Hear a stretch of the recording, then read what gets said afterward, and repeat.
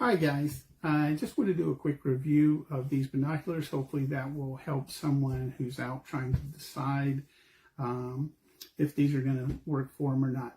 A couple quick things. I bought these to take on safari that I'm going to be going on in a few months. And I tried several different brands, and even from this particular brand, which is Vortex, I tried the Triumph as well, because they were a little bit less expensive, obviously, as a general rule, since I don't know how much I'll use them after I get back.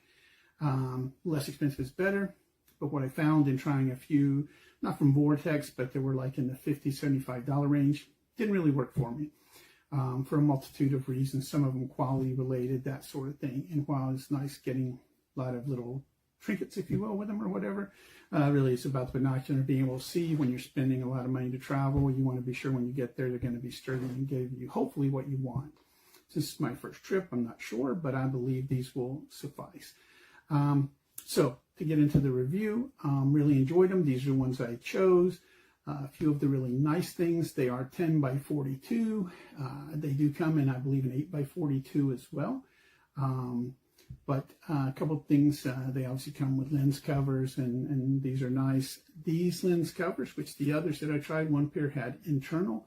Didn't really care for that so much. I like the caps that go on the outside. I thought the internal would be better, but as it turns out, these are very easy to take on and off, which I think if I'm taking them out and then I want to protect them when I'm not using them, be easy to throw them up there.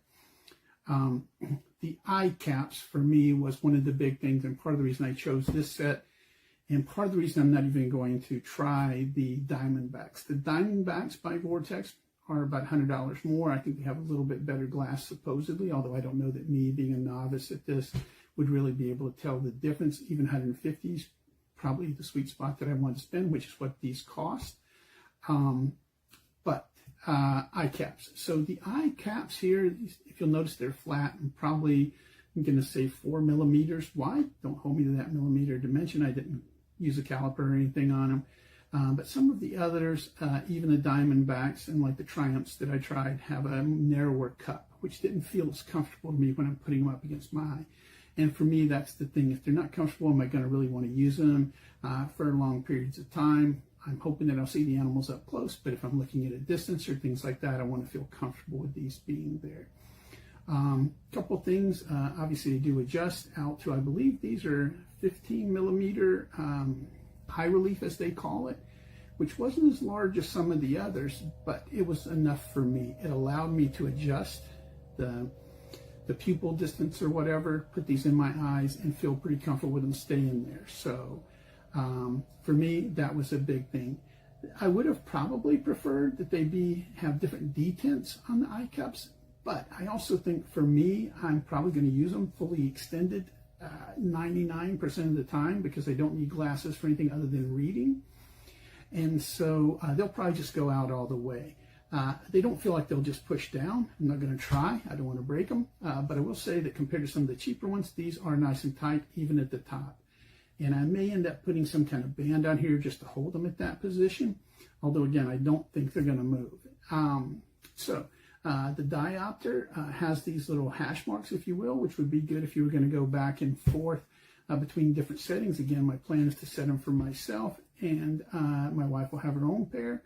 And so hopefully I won't have to adjust them once I get the diopter set properly. But if I did, it moves pretty easily, but not so easily as that I think it would get changed. The setting would get changed very easily.